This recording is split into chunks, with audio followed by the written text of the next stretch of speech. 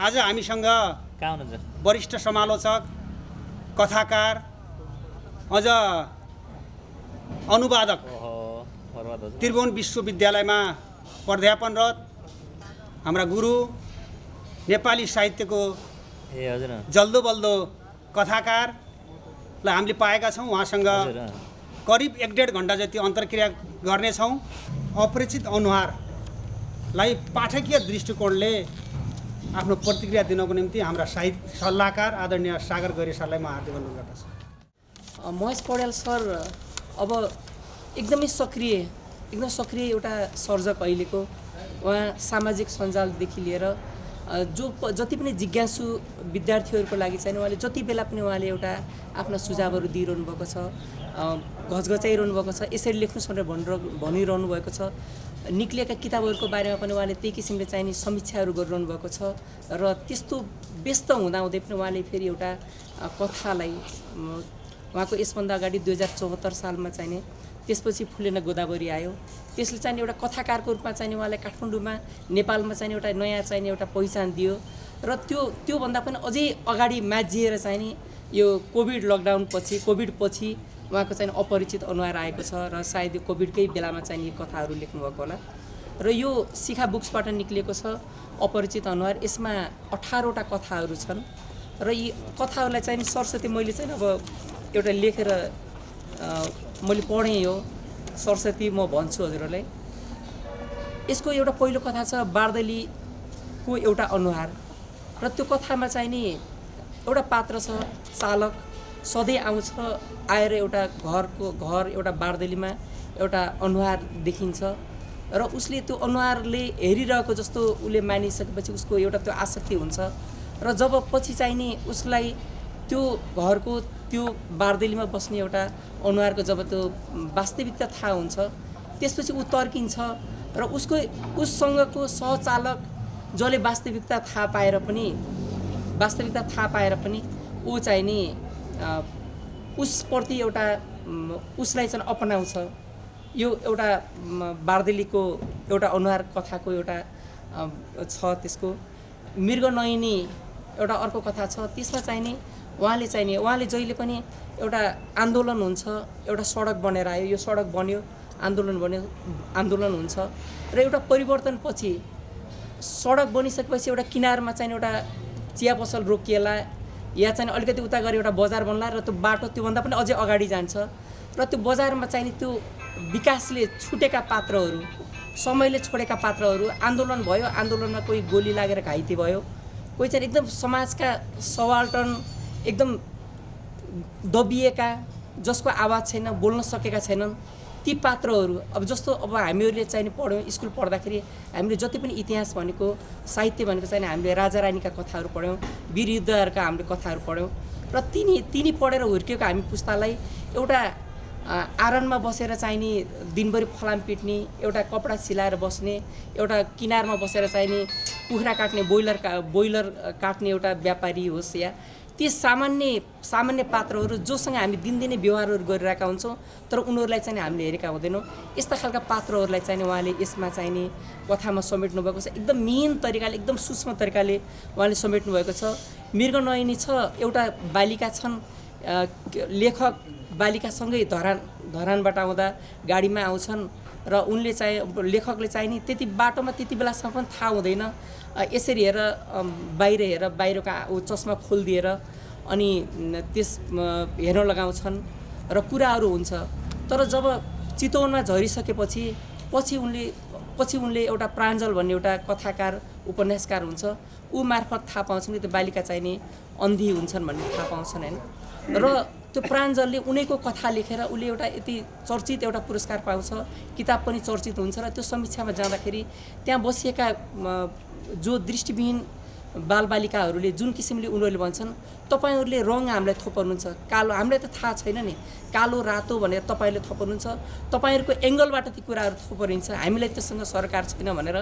र त्यो कुरा सुनिसकेपछि त्यो लेखकले चाहिँ नि आफ्नो किताब पनि च्यात्छ र चाहिँ त्यो पुरस्कार लिन पनि जाँदैन।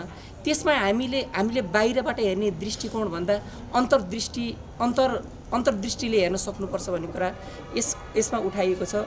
त्यसै गरी उपहार भन्ने छ, अब अहिले पहाडबाट एकदम माइग्रेसनको छ, जग्गा प्लटिङका कुराहरू छन्, ठाउँमा एउटा बाटो बन्छ, बाटो बन्ने बित्तिकै एउटा चोक बन्ने बित्तिकै घरहरू बनिरहेका छन् होइन, मिटरमा हातमा जग्गाहरू बिक्री भइरहेको छ, मानिसहरूले घर बनाइरहेका छन्, ब्याङ्कहरूले त्यस्तै फन्डिङ गरेछन्, घर बनेका छन्। अब यहाँ 3 तले घर बने, अर्को बगलमा बनेछ, अर्को बगलमा बनेछ, तर कुनै पनि घरमा चाहिने आवत जावत छैन। त्यहाँको मानिस कहाँ जान्छन्, के गर्छन्, बिहे हुन्छ, भोज हुन्छ, त्यहाँ त भोज हुँदैछ, त्यहाँ त बिहे हुँदैछ अरे, बिहे पनि भइसक्यो अरे, बिहे गरेर दुलै पनि ल्यायो अरे, अनि त्यो दुरान पनि फर्काइसक्यो अरे, त्यो कसैलाई पनि थाहा छैन। त्यस्तो खालको जड समाज चाहिने हामीले यहीँ पनि देखिरहेछौँ, भोगिरहेछौँ। त्यो बेलामा चाहिने त्यो एउटा घरमा चाहिने बच्चा जन्मिन्छ, त्यो बच्चा हुर्किन्छ, बच्चा जन्मियो अरे, न्वारन भयो अरे, भात खुवाइ भयो अरे, जब त्यो बच्चा ठुलो हुन्छ, अलिकति हुर्किँदै जान्छ, बोल्न सक्ने हुन्छ, तोते बोलीले लेखकलाई चाहिने ह्याप्पी बर्थडे कुडु सायद नाम, त्यो बोलिसकेपछि त्यो बच्चा बिस्तारै आउने बित्तिकै हजुरआमाले तानेर भित्र लाने, अनि फेरि त्यो बच्चा आउँदाखेरि लेखकको श्रीमतीले अब आफूसँग के छ त्यो खाएर दिने, पछि त वरपरका प्रत्येकका गेटमा छिर्ने, प्रत्येकका घरमा छिर्ने र प्रत्येकले उसलाई चाहिँ केही न केही खान दिने, ऊ नआउँदाखेरि न्यास्रो लाग्ने हुन्छ। र त्यो घरको मानिस सरुवा भएर बाहिर जाँदाखेरि, त्यो बच्चा लिएर जाँदाखेरि त्यो बच्चा पनि रुन्छ र त्यो टोल नै शून्य हुन्छ। र त्यो सबैलाई जोड्ने एउटा उपहारको रूपमा चाहिँ त्यो बच्चाले चाहिँ समाजलाई जोड्ने एउटा त्यस्तो एउटा सशक्त कथा चाहिँ उहाँले त्यो एउटा यसमा कथा छ। त्यसैले आवाजहरू भन्ने एउटा अर्को कथा छ।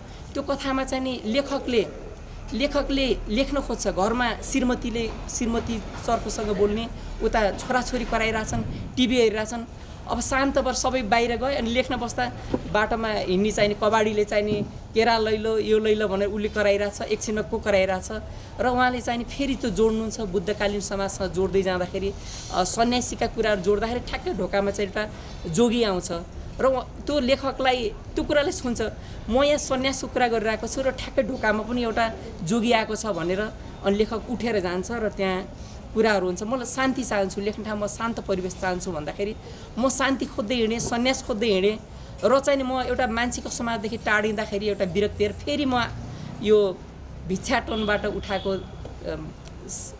सिधाले त्यसैबाट मैले कतिजनालाई पालेको छु भन्दाखेरि, अनि हामी त आवाजभित्रै बसेर कथा लेख्ने रहेछ भन्ने कुरा यसमा चाहिँ यो देखाइएको छ। यो समाज जे छ जस्तो छ त्यो तरिकाले चराहरूका आवाजहरू, गाडीहरूका आवाज, अहिलेको परिस्थितिलाई हामीले स्वीकार्नुपर्छ भन्ने यसमा छ।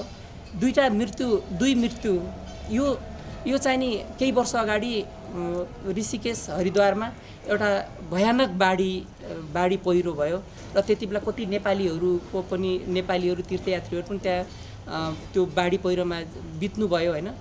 अब यति भयानक बाढी आयो र त्यो धेरै क्षति गराएर गयो, र त्यसमा 2वटा पात्रहरू छन् जो चाहिँ नि बाढीमा फसेका छन्, एउटा चाहिँ नि एकदम सम्पन्न धनाढ्य मान्छे छ र अर्को एउटा चाहिँ नि सन्यासी जोगी छ, साधु छ।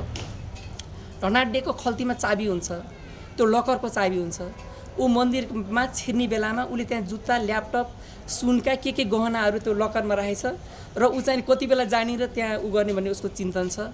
तर साधुले चाहिँ नि अब उनीहरूको डिस्कसन हुन्छ, उनीहरूको छलफल हुन्छ, साधुले चाहिँ के भन्छ भने परोपकारका कुरा, मर्दै पनि एउटा उपकार गर्छु भन्ने उसले चाहिँ नि, एउटा बच्चा चाहिँ नि बाढीमा ऊ एउटा भिजिरहेको हुन्छ र साधुले एउटा पानीमा नभिजाइकन एउटा झोलाभित्रको एउटा च्यादर उसले बचाएर जतन गरिरहेको हुन्छ र पछि त्यो बच्चालाई लपेट्छ, त्यही फरफराएर हेलिकप्टर ल्याएर उसलाई उद्धार गर्छ र पछि दुवैजनालाई लान्छ।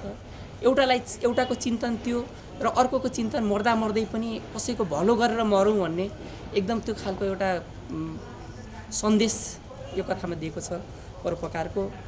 र अपरिचित अनुहार यो शीर्ष कथा छ, अपरिचित अनुहार। यसमा कोसीको कुरा छ। कोसी कोशी भनेको बिहारको पनि दुःख अब नेपालको पनि दुःखको कुरा हो होइन। एकदम नेपालको सबैभन्दा ठुलो 7वटा कोशी मिलेको त्यो कथा यसमा सप्तकोशी नदीको छ। त्यहाँ शुक्रमाझी भन्ने एकजना माझी छन् जसले सन्तान गुमाएका छन् र उनको सन्तान गुमाएको छ।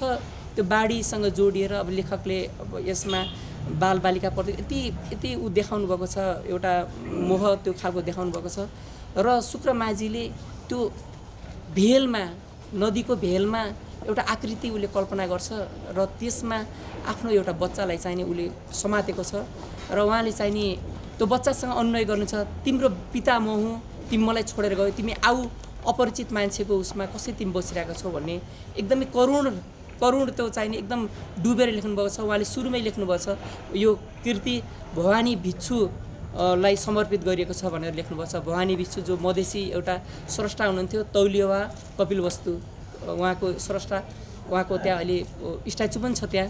उहाँको एउटा मेरो सानो साथी भन्ने एउटा कथा हामीले धेरै पहिले पढेका थियौँ, जहाँ एउटा रेल यात्रामा जाने बेलामा बाबुआमा आफ्नो धुनमा हुन्छन् तर त्यो बच्चा चाहिने लेखकसँग पछाडि बसेको लेखकसँग ऊ यति खेल्छ र जब रेल रोकिन्छ र उनीहरू गन्तव्यमा झर्छन् त्यो बच्चा रुन्छ। रोएपछि उनीहरूले कसै गरी पनि फुल्याउन सक्दैनन्।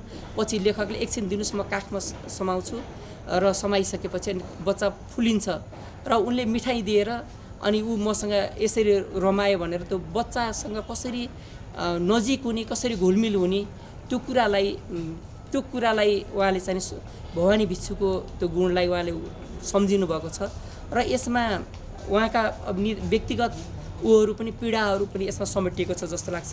उहाँले अघि भन्नुभएको थियो लेखकले भनेको कुनै पनि घटनामा आफ्ना अनुभूतिहरूलाई पनि लहर मिसाउने भनेर उहाँले कुरा गर्नुभएको थियो। अनि एउटा यसको अन्तिमको एउटा कथा छ बुढो रुख र जुरेली, मैले बिबिचका भनेछु। यो पर्यावरणलाई जोडिएको छ। बुढो रुख छ एउटा र त्यहाँ बस्ने एउटा जुरेली छ, त्यसको एउटा पाल परेको त्यो धोन्द्रो परेको हुन्छ, त्यसभित्र एउटा लोखर्के बस्छ र जुरेलीले चाहिने आएपछि अब बस्ने ठाउँ देख्दिनन् अनि त्यो रुखलाई भन्छन् आजको रात मलाई बस्नु देऊ न भन्दाखेरि उसले भन्छ ठिक छ, अब मेरो एउटा लोखर्के मेरो साथी छ, ऊ कतै यात्रामा गएको छ, ऊ 2-4 दिनलाई जान्छ, तिमी बस्न सक्छौ भन्दा र म भोलि तिमीलाई एउटा मिठो गीत सुनाउँछु भनेर जुरेलीले बास बस्छ। अनि जुनलाई पनि एकछिन रोक भन्छ, बास बस्छ। अनि भोलिपल्ट उसले गीत सुनाउँछ र ऊ घुम्न जान्छ। एकातिर डढेलो लगाइरहेछ, मेसिनहरूले रुखहरू काटिरहेका छन्, कतैतिर चाहिने एकदम बाटोहरू अब जेसिबीले खनिरहेछ, त्यहीबाट पहिरोहरू आइरहेको छ। अनि कतै ग्लोबल वार्मिङले चाहिने एकदम हुन्डरीहरू, पानीका चाहिने सुनामीहरू आइरहेका छन्।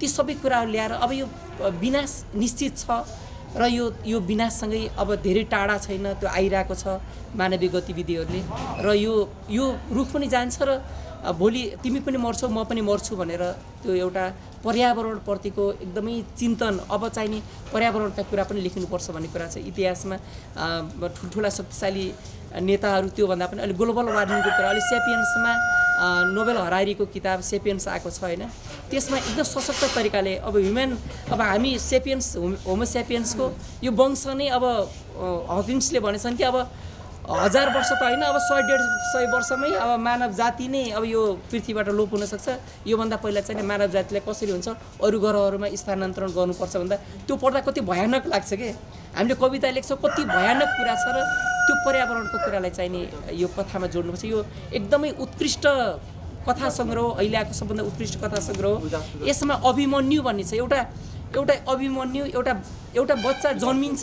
जसको घर नजिकै किल्ला एउटा छ होइन, दुर्ग किल्ला भन्छ होइन, जस्तो अमरसिंह डडेलधुरामा छ। उसले त्यो हजुरबुवाबाट कथा सुन्यो, यहाँ चाहिँ वीर अमरसिंहले लडे, बलभद्र कुँवरहरूले लडे भनेर। अनि त्यही अनुसारको उसले चाहिँ नि यता विभिन्न कुराहरू पड्काउने अनि काठका बन्दुक बनाएर पड्काउने कल्पना गर्छ। पछि आर्मी हुन्छ, आर्मीमा हुँदा उसलाई एकदमै लड्न मन लाग्ने, तर उसले त्यसको त्यो पुरा हुँदैन। मलाई एकजना मुकेश चालिसे भन्ने उहाँले भन्नुभएको थियो, एउटा युवा किशोर चाहिँ नि बजारमा गयो, उहाँकोमा खाना पकाउँदो रहेछ। अनि खाना पकाएर किचनको काम गरिसकेपछि खाली हुने, अनि ऊ चोकमा जाँदो रहेछ, पहाडबाट आएको चोकमा जाने। चोकमा आएपछि यता पनि गाडी आएछ, उता पनि गाडी आएछ। उसले के इमेजिनेसन गर्छ भने त्यो दुईवटा गाडी जोडिन्छ र एकदम झर्याम झुरुम हुन्छ भने उसको कल्पना आज पनि भएन, भोलि पनि भएन, अनि हुँदा त उसलाई यस्तो साइकोलोजी भएछ कि अनि पछि गएर बिरामी भएछ।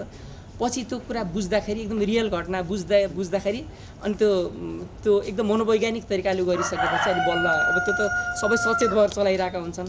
अब त्यस्तो खालको अब त्यो अभिमन्यु भन्ने पनि त्यो पात्र पनि अब माओवादी द्वन्द्व हुँदाखेरि गोला बन्दुकहरू पड्किन्छ, यो इन्सास हो, यो चाहिँ नि AK-47 हो, यो चाहिँ यो राइफल हो, यो भरुवा बन्दुक हो भनेर उसले चाहिँ नि सबै घरभित्र ऊ बाहिर आएर फिल्डमा जान्छ। अनि मान्छेले आफूले चाहेको कुरा त्यो नपाउँदा पनि त्यो छटपटी हुन्छ भने यो मनोवैज्ञानिक कथा। अनि पछि उसलाई चाहिँ नि उही पहाडमा लगिन्छ जहाँ गढीको नजिक लगिन्छ र ऊ त्यहीँ रमाउँछ। यसले यो कुरा गरेको छ। र बगर यसको एकदम सशक्त एउटा कथा छ। बगरमा उसको नाम भीम हुन्छ, बले के भन्ने बन्ते के भनिएको छ। अनि हजुर अग्ले अनि यसमा चाहिँ नि ऊ एउटा सिपाही हुन्छ, उसको राम्रो एउटा व्यवस्थित परिवार बच्चा बच्ची हुन्छन् र एउटा युद्धमा ऊ घाइते हुन्छ र उसको अनुहार विरूप विरूप भइसकेपछि उसको श्रीमतीले होइन यो सायद अब यसरी त त्याग्छन् त्याग्दैनन् त्यो थाहा छैन, तर कथाकारले यसमा त्यो गराउनु भएको छ।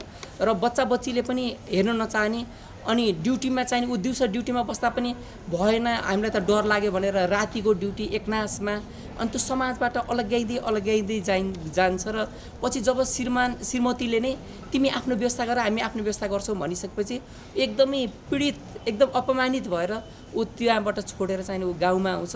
र गाउँमा आइसकेपछि नि पछि पनि सबै बच्चाहरू डराउने, उसले आफ्नो छोराहरू जस्तो सोध्छ र समाउन खोज्छ, नजिक जान खोज्छ, तर सबै डराउने।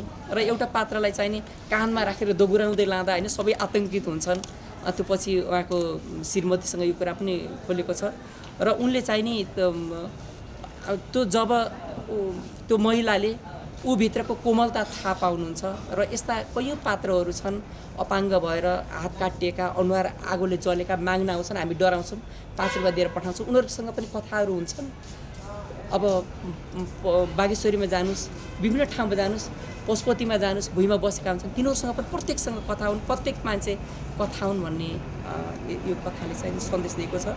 चौकीभित्र चौकी बाहिर होइन, प्रहरी चौकी सुरक्षा निकायहरूमा एकदमै त्यो बोली चाहिँ एकदम नराम्रो एकदम अश्लील शब्दहरू बोल्ने, अहिले सबैलाई सम्मान गरेर मर्यादापूर्वक बोल्नुपर्छ भन्ने कुरा त्यसमा छ। अनि यसमा एउटा सञ्चमान अर्थात् तिनको नाम मुक्तान काइलो भनेर गाउँमा भनिन्छ। र उहाँले चाहिँ नि एउटा युवा आउँछ इन्सपेक्टर भएर, आइसकेपछि बाबु भन्दाखेरि यो चाहिँ अफिस हो, यहाँ सर भन्ने, यो यता घर आएपछि यस्ता सम्बोधन गर्ने होइन भनेर जति बेला पनि ऊ गर्दै गएपछि उसको एउटा डिग्निटी, उसको स्वाभिमान उसलाई हेपे जस्तो फिल हुन्छ र उसले जागिर छोडेर ऊ गाउँमा जान्छ। गाउँमा आइसकेपछि अनि उसलाई एकदम नयाँ संसारमा आए जस्तो लाग्छ। अनि उसले आफ्नो प्रहरीमा भएको अनुभवलाई युज गरेर लाल पूर्जाहरू निकाल्ने, त्यो जग्गाको पासहरू लेख्ने, लिखतहरू लेख्ने, त्यो काम गरेर आफ्नो परिवार एकदम मजासँग उसले चलाउँछ, त्यो जागिर नभएर पनि चलाउँछ। र त्यति बेला र त्यही इन्सपेक्टर त्यो आफ्नो अब त्यो द्वन्द्वले विस्थापित भएको, अनि त्यो गाउँमा गएर उसले एउटा कागज निकाल्ने बेलामा अनि त्यो उसैले निकालिदिन्छ। र अनि जाँदै अनि उसले सेल्युट भनेर पठाउँछ। जाँदै आमाले भन्छन् तैँले चिन्न तेरा जेठा बा हुन् भनेर। अब त्यो अहिले मानिसहरूले आफन्त नाता सबै कुरा बिर्सिएको कुराहरू यसमा यो कथाहरूमा छ। त्यस्तै गरी त्यसपछि निदाइन बहिनी एकदमै मलाई यो एकदमै भित्रबाट एउटा करुण, यो एकदम पीडाजनक शरणार्थी लेख्नुभएको छ हाम्रो कृष्ण धरावासीले। भुटानमा नेपाली भाषीहरूलाई त्यहाँको सरकारले चाहिँ नि एकदमै एउटा भाषिक पक्षपात गरेर बर्माबाट पनि नेपालीहरू लखटिए, मेघालयबाट पनि नेपालीहरू लखटिए र भुटानबाट पनि लखटिए। र यसको चाहिँ नि इन्डियाले चाहिँ आउन दियो, जाने बेलामा जान दिएन। उनीहरू वर्षौँसम्म अपमानित भएर बसे र त्यहाँ छोडेर त्यहाँ त घर जलाइरहेछन् रे, त्यहाँ त काटिरहेछन् रे भनेर रातारात केही पनि नलिएर, साथमा केही पनि नभएको चाहिँ 2 दिन 3 दिनसम्म आउन दिएछ, जान कसैलाई पनि दिएछैन। भोकै साथमा पैसा छैन, आएर चाहिँ नि कोही पुल मन्दिरमा बसेछन्, कोही पार्टीमा, कोही सडक छेउमा बसेका छन्। र त्यहाँ कथाकारले त्यसमा दाजुले एउटा बहिनीलाई अब बसेका छन्, चिसो रात छ, ओढ्ने ओछ्याउने छैन, घरमा अनाज थियो, घरका खानेकुरा छन्, बोटभरि लटरम्म फल फलेका छन्, त्यति बेला अलिकति फल ल्याएको भए ती खानेकुरा त सम्झिरहेछन् र दाजुले आमाले त सहिन्, दाजुले सहे, तर बहिनीलाई कुनै हालतमा पनि उनीहरूले सम्झाउन सक्दैनन्। उनी भोकले यति रन्थेन्नेकी छन् कि उनले यति धेरै कथाहरू भन्दा पनि ती बहिनी चाहिँ नि होइन अर्को कथा भन्नुहोस् र भोकको कथा भनेर एउटा बालक थियो र उसको भोकको कथा भन्दै लेखकले भन्दै ती बालिका बहिनी निदाउँछिन्। निदाइसकेपछि त्यो कथा सुन्दा निदाइनु होला भन्ने मन परेर निदाइनु होला भन्ने हुन्छ। बिहान आएर पुजारीले बिउजाउँदाखेरि आमा उठ्नुहुन्छ, त्यो दाइ उठ्छ, तर चाहिँ नि बहिनी उठ्दिनन्। अब राति अबेर सुतेको बाद निदाइ होलिन् भन्ने हुन्छ, जति उठाउँदा पनि उठ्दिनन् र झाँगल जोगल पार्दाखेरि उनी चिसिसकेकी हुन्छन् एकदम। त्यो चाहिँ नि एउटा बिम्ब भुटानी शरणार्थीको अब अमेरिका गए, अब उनीहरूले पछि पक्कै पनि त्यो अस्तित्व खोज्छन् होला, त्यो किसिमका लेखिन्छन् कथाहरू अहिले पनि भइरहेको छैन। अब टेकनाथ रिजालदेखि लिएर कयौँजनाले त्यो कुरालाई चाहिँ नि अहिले उठाइरहनु भएको छ। हामीले यो तरिकाले गरियो भने अब आउँदैछ त्यो कुराहरू होइन। र त्यो घाउलाई त्यो जुन हाम्रो मनमा छ, हामी त गएनौँ, देखेनौँ, झापा पुगे छैनौँ हामीहरू, तर त्यो घाउ जुन हाम्रो मनमा बनेको छ त्यसलाई फेरि कोट्याउने काम चाहिँ नि यो कथाले गरेको छ। र चौतारीको भेट, मान्छे गाउँबाट सहरको बसाइमा आएका छन्, सहर खोज्दै सहरमा सेवा सुविधा खोज्दै आएका छन् र सहरबाट पनि एकदम वितृष्णा भएर फेरि गाउँ फर्केका छन्। यी सबै कुराहरू चाहिँ नि यसमा उठाइएको छ र यो चाहिँ नि एकदम मैले धेरै पनि बोलेँ र यो समयको उत्कृष्ट कथा हो, कथा सङ्ग्रह हो। र मैले अघि नै सरलाई पनि भने, मैले फुटबल खेलाडी मेस्सी मलाई एकदम मनपर्छ। उनी चाहिँ नि आफू फुटबल खेल्छन्, अरूलाई पास पनि दिन्छन् र टिमलाई एउटा जिताउनलाई सबैसँग उनी रोनाल्डोले चाहिँ मैले यति गरेँ, मैले यस्तो गरेँ, म नम्बर 1 भन्दैन, तर त्यस्तै एउटा असिस्ट गर्ने, सबैलाई सहयोग गर्ने एउटा चाहिँ नि नेपाली कथा साहित्यको एउटा मेस्सी, एकदम उदीयमान कथाकार, उहाँको एकदम सफलताको कामना गर्दै म आफ्नो मन्तव्य टुङ्ग्याउँछु। धन्यवाद। र हामी आज धेरैभन्दा धेरै कुराहरू आदरणीय महेश पौडेल सरको कुराहरू सुन्नेछौँ। म पाठक प्रतिक्रिया, यो मलाई के याद छ भने सरसँग एकचोटि बसाइमा मैले उहाँलाई सर्जक भन्दा पनि समालोचक भनेर चिन्छु। उहाँको समालोचना मलाई साह्रै मनपर्ने। मैले त्यति बेला पनि भनेको थिएँ, उहाँले पनि भन्नुभएको थियो, सरले मलाई त्यो शब्दले घोचिरहन्छ। कुनै पनि पाठकले, समालोचकले जति धेरै प्रशंसा गर्छ लेखकको, त्यसले अन्याय गरेको हुन्छ। प्रशंसा गर्ने होइन, उसलाई त घचघच्याउने हो भन्ने कुरा मलाई एकदम याद आइरहेको छ। त्यसकारण हामीले उहाँलाई घचघच्याउने छौँ आज। उहाँलाई प्रशंसा नगर्ने र उहाँलाई बढीभन्दा बढी घचघच्याउने छौँ, किनकि उहाँ, मैले भने तत्कालीन समयमा तारना शर्माले चिसो चुल्योलाई झुसिलो डकार भनेर समालोचना गर्नु चान्चुने कुरा छैन। त्यसकारण अपरिचित अनुहारलाई पनि झुसिलो डकार हो कि साँच्चीकै के हो भनेर समालोचना गर्न बाँकी छ। त्यो हिसाबले हामीले गर्नेछौँ भन्ने कुरा म यहाँ व्यक्त गर्न चाहन्छु। र म पाठक प्रतिक्रिया एकदम संक्षिप्तमा राखिदिनको निम्ति आदरणीय विष्णु पादुका सरलाई पनि अनुरोध गर्दछु। साँच्चीमा भने जस्तै उसमा चाहिँ छोटो छ कविताहरू प्रायः। यसमा पनि कहीँ मलाई कस्तो लाग्यो भने कथाले मागिरहेछ भाव अझै है। त्यो भावहरू माग्दा पनि उहाँले एकदमै लघु कथा जस्तो है अझै आउनुपर्छ भाव, एउटा गम्भीरता आउला भन्दै ठ्याक्कै हुने टुङ्गिहाल्ने। मलाई चाहिँ एउटा त्यो फड्क्यो।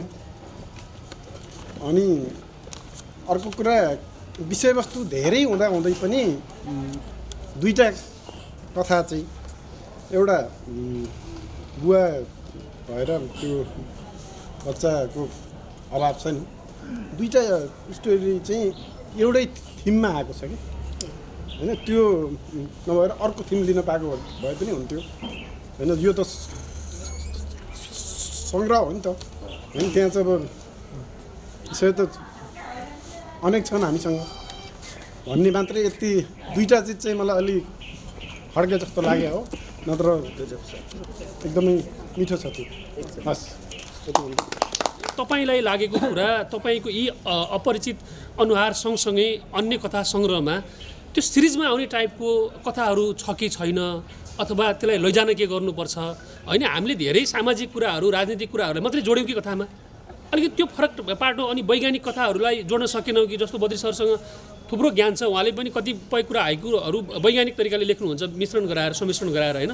मलाई लागेको कुरा महेश पौडेलको एउटा ब्रान्ड छ कथामा, तर त्यो अलिकति वैज्ञानिक टाइपमा अलिकति फरक 20औं वर्षपछि पनि त्यो विज्ञानमा छिर्न सक्ने यो कथाहरूको संयोजन तपाईँ गर्न सक्नुहुन्छ कि हुन्न, मलाई चाहिँ एकदम जिज्ञासा लागेको कुरा।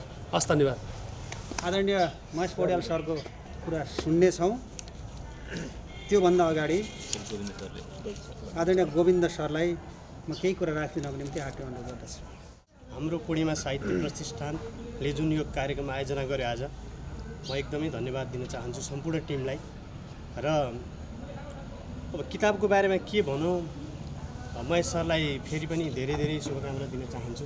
किताब एकदमै सफलता नै भनौँ। अब अहिलेको यो बजारलाई हेर्दाखेरि किताब सबैको हात हातमा देखिरहेको छु, सामाजिक सञ्जालबाट पनि।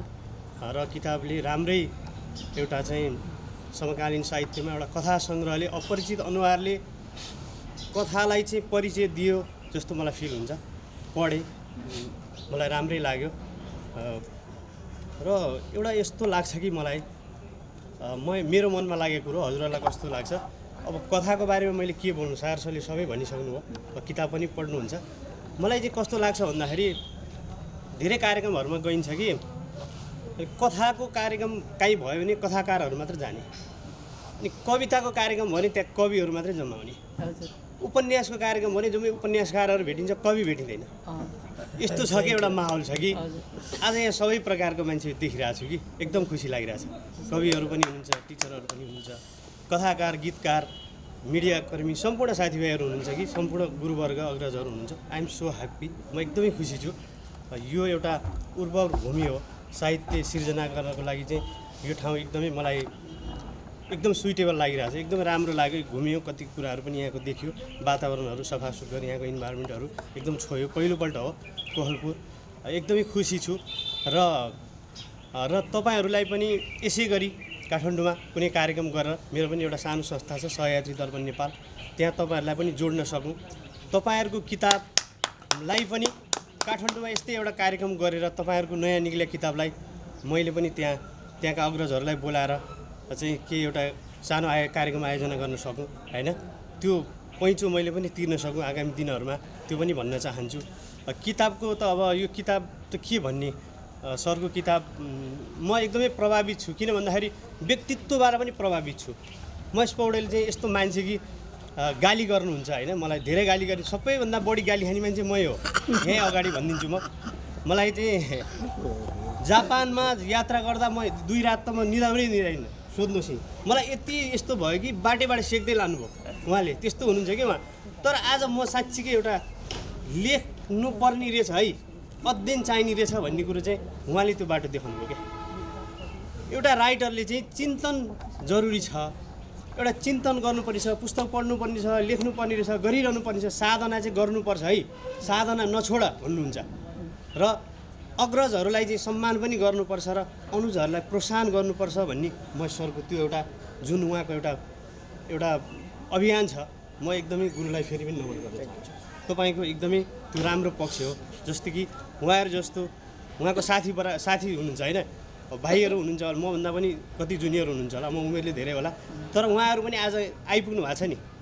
उहाँहरूको उमेर भनेको त एउटा कन्सर्टमा जाने उमेर हो नि। आज महेश पौडेललाई भेट्न आइरहेछ, मलाई अचम्म लागिरहेछ कि ओहो कति राम्रो, कस्तो एउटा बनाउनु भएको छ उहाँले माहौल। म एकदमै कृतज्ञ छु। त्यो हुन जरुरी छ। अब किन भन्दाखेरि किताब निकाल्नु त के ठुलो कुरो हो र, पैसा भएपछि त किताब निक्लिहाल्छ। तर कस्तो खालको कथा लेख्ने, कस्तो खालको कथावस्तु खोज्ने भन्ने कुरो चाहिँ मैले योबाट सिकेँ। कथा त यहीँ रहेछ त, घर घरमै रहेछ, व्यक्ति व्यक्तिमै रहेछ होइन। प्रत्येक घटनाहरूलाई हामीले त्यो बाटोको एउटा ढुङ्गोलाई लात हानेर जस्तो हिँडिरहेछौँ कि घटनाहरूलाई, तर त्यो कुरोलाई टपक्क टिप्नु भएको छ नि उहाँले। यहाँ हामीले पढ्यौँ, अब मैले सबै भोगेकै घटना छ कि, अब मैले चाहिँ किन लेखिनँ भनेर अहिले जेलस लाग्छ कि यो चिज त मैले पनि त भोगेको थिएँ नि त हिजो। महेश पौडेल सरसँग चाहिँ त्यो एउटा कुरो सिक्न पाइयो क्या यो कथाले, यसले सिकायो। तर म यो भन्छु कि यो कथा सङ्ग्रह पढेर एउटा दुखी पनि भएँ, कति कुराहरू कथाले छोयो, म खुसी पनि भएँ। लेख्ने कुराहरू चाहिँ यसले सिकाउँछ। यो एउटा चाहिँ गुरु हो मेरो लागि चाहिँ कथा लेख्ने मान्छे। अनि यसलाई यो कथा पढेर कथाको मात्र मजा लिएन कि एउटा कविता पनि लेखेको गुरु अनुमति चाहन्छु। कथाभित्रै कविता बन्दा रहेछ नि त। म त फेरि कवि होइन गीत चाहिँ लेख्छु, तर मैले एउटा कविता लेखेँ। अघि पनि भनेको थिएँ गाली नगर्नु है, एउटा कविता लेखेको छु भने। यो शीर्षक कथालाई एउटा कविता लेखेको छु मेरो।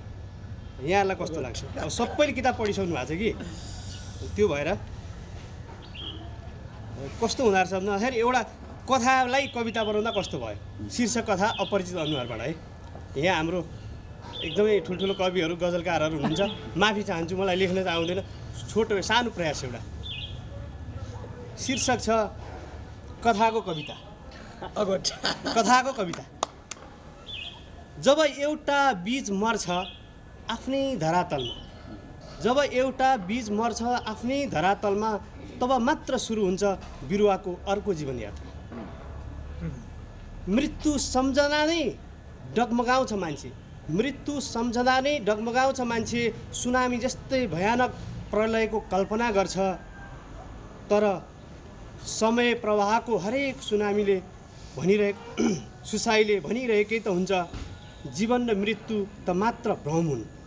जीवन भन्नु त रूपान्तरणको एक अविच्छिन्न प्रक्रिया हो। मृत्यु के हो र?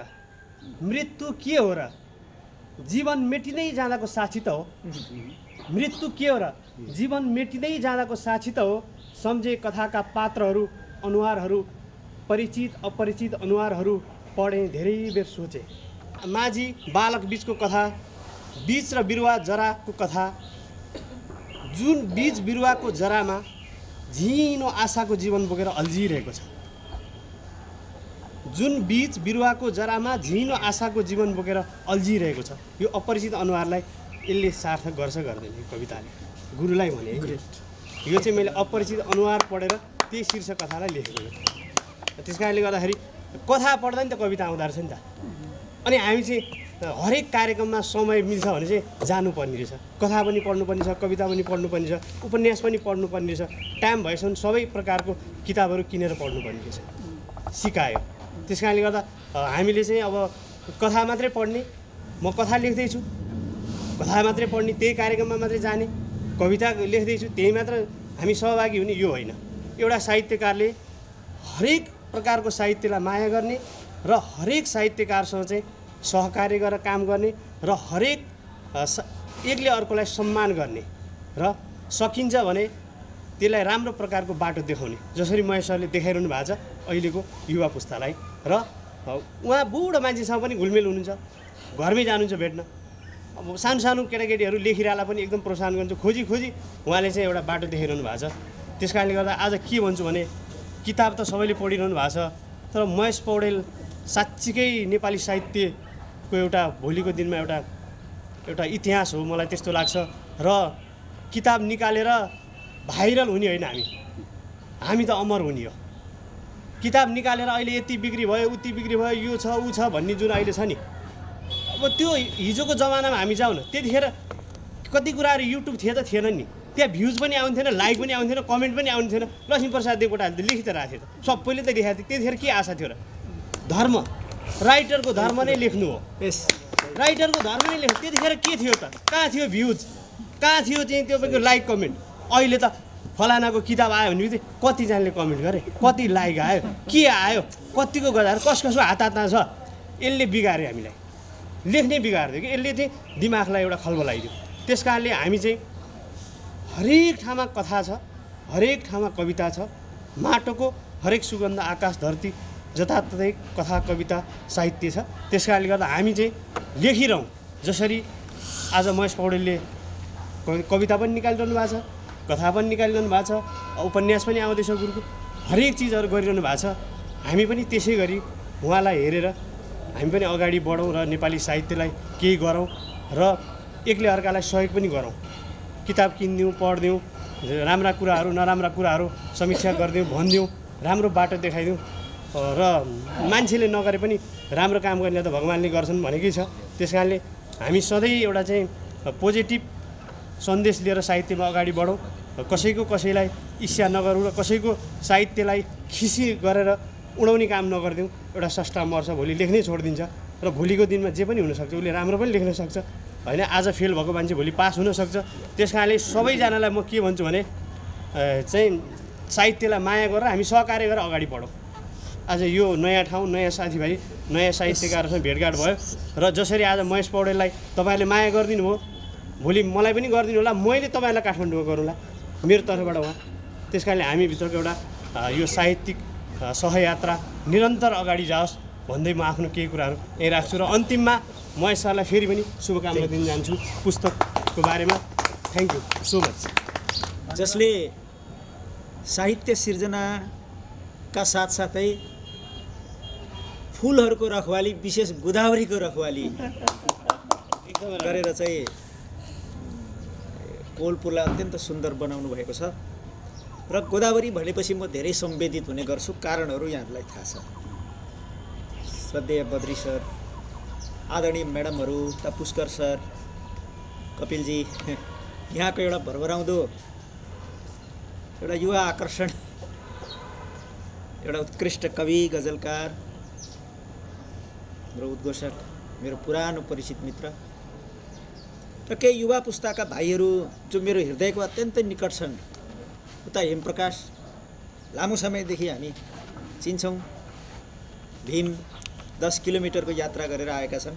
यो प्रेम हो, बुझेको छु। चिन्तन अस्तिदेखि नै आउने जाने भन्ने कुरोकानी उहाँसँग सल्लाह भइरहेको छ। र सम्पूर्ण अग्रज साहित्यकारज्यूहरू र युवा साहित्यकारज्यूहरू, साहित्य अनुरागीज्यूहरू,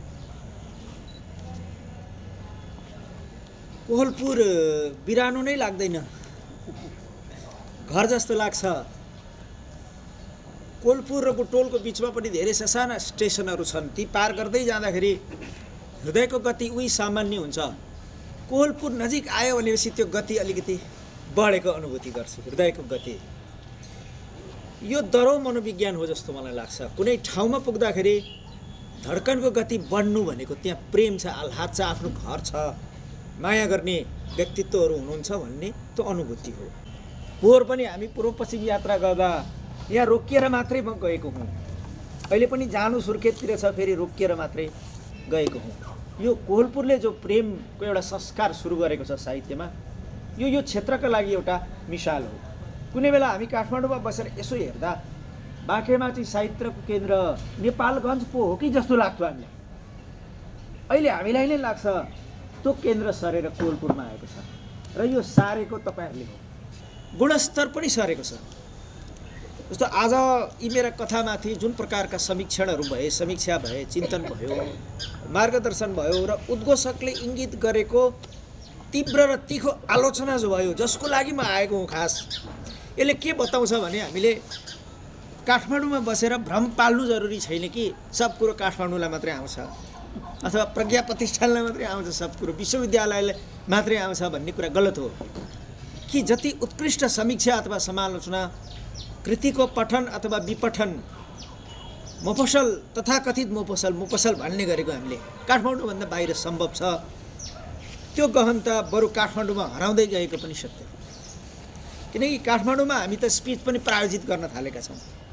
हामी धेरै कुरा हेरेर अनि त्यो गेपमा चौका अथवा छक्का हान्ने खेलमा हामी लागिसकेका छौँ। एउटा समालोचनाको पनि विद्यार्थी भएका नाताले यति भन्दै गर्दा मलाई यो सत्य उद्घाटन गरिरहँदा लज्जाबोध पनि भएको छ। यो सत्य कुरा भयो। अलिकति कथातिर, सिर्जनातिर आउँछु। आज मात्रै मेरो एउटा लेख प्रकाशित भएको छ साहित्य पोस्टमा, कक्षा कोठाले मारेको सिर्जना, त्यसको शीर्षक छ। म आफै कक्षा कोठामा एउटा शिक्षक भएर उफ्रिने मान्छे हो।